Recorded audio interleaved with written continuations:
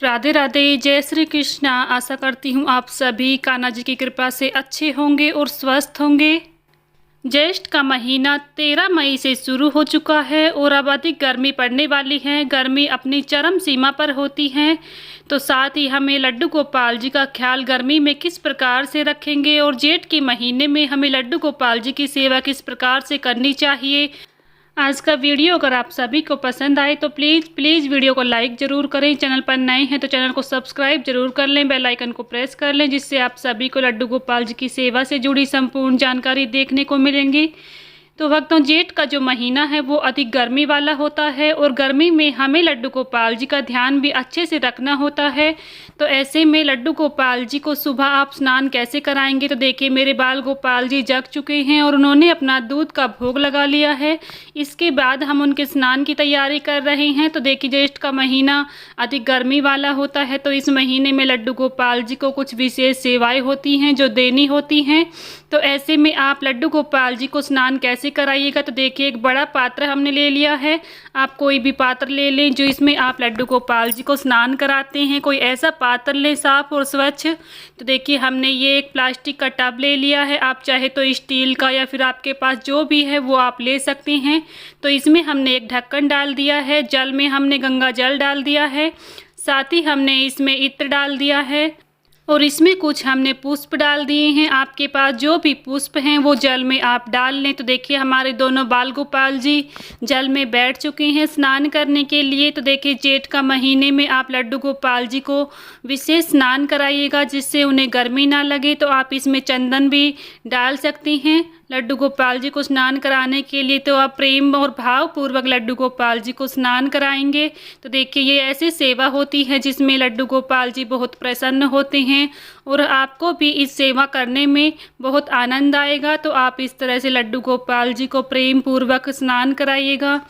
लड्डू गोपाल जी को स्नान कराते वक्त आप जल में तुलसी दल डाल सकती हैं और आप चाहे तो कच्चा दूध भी डाल सकते हैं। तो देखिए इसमें लड्डू गोपाल जी को हम स्नान करा लेते हैं और यकीन मानिए हमें तो लड्डू गोपाल जी की ये सेवा करने में बहुत ही आनंद आता है और लाला हमारे बहुत प्रसन्न होते हैं, खेलते हैं जल में बैठकर, क्योंकि बच्चों को जल से बहुत प्रेम होता है। तो देखिए लड्डू गोपाल जी कितने प्रसन्न लग रहे हैं। तो इस तरह से लड्डू गोपाल जी को आप जेठ के महीने में विशेष स्नान कराइएगा और इन्हें थोड़ी देर के लिए जल में इस तरह से बैठा रहने दीजिएगा। इसके बाद लड्डू गोपाल जी को स्नान कराने के बाद आप साफ और स्वच्छ वस्त्र धारण कराइएगा।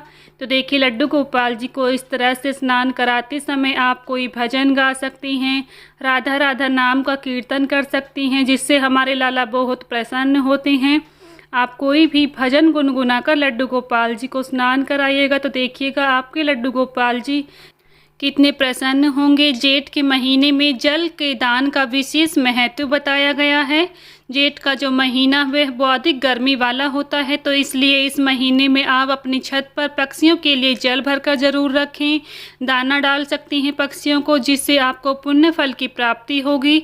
आप कोई भी जेठ के महीने में नियम बना सकती हैं, क्योंकि हर महीना भगवान द्वारा निर्मित है और हर महीने के अपने एक अलग नियम होते हैं। हर महीने में आप लड्डू गोपाल जी की सेवा का नियम ले सकती हैं। भगवान से जुड़ा कोई भी नियम आप बना सकती हैं, जैसे सुबह शाम तुलसी में दीपदान करना, तुलसी में जल देना और इस तरह से लड्डू गोपाल जी को स्नान कराना। स्नान कराने के बाद देखिए हमने कॉटन की पोशाक पहनाई है, बिल्कुल लाइट वेट में ये पोशाक है और इसमें लड्डू गोपाल जी को गर्मी नहीं लगेगी।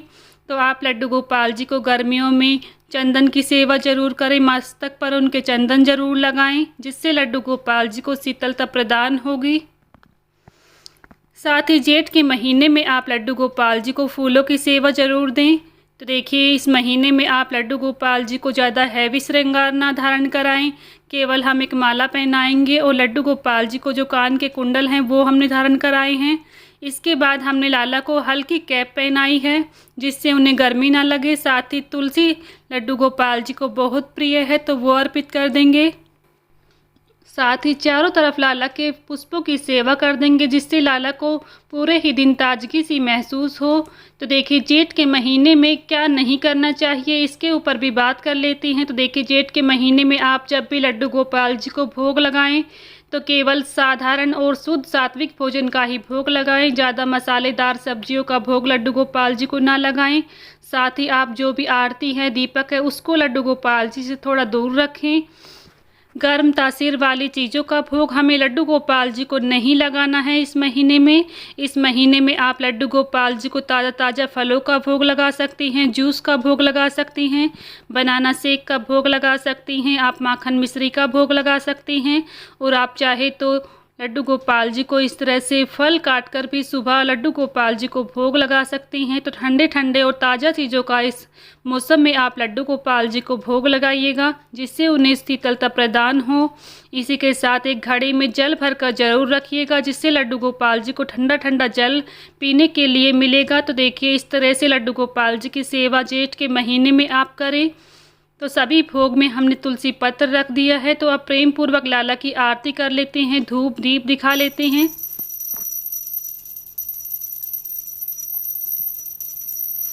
आप इस मौसम में लड्डू गोपाल जी को लस्सी बनाकर भी भोग लगा सकती हैं, जिसकी तासीर बहुत ठंडी होती है।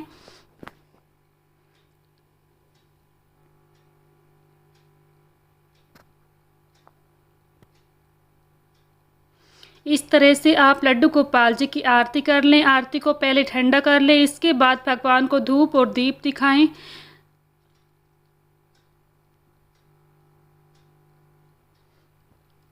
इस तरह से आप प्रेम पूर्वक लड्डू गोपाल जी को भोग लगाइएगा। साथ ही आप ज्येष्ठ के महीने में लड्डू गोपाल जी की पंखे की सेवा, कूलर की सेवा जरूर करें, जिससे लड्डू गोपाल जी को पूरे दिन गर्मी ना लगे।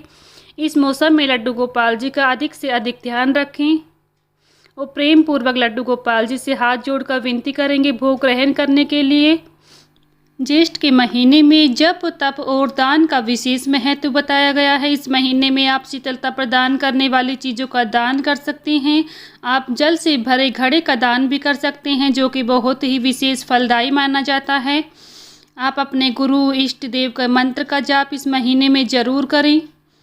तो इस तरह से आप ज्येष्ठ के पूरे महीने में लड्डू गोपाल जी की सेवा करें, उनका अधिक से अधिक ध्यान रखें।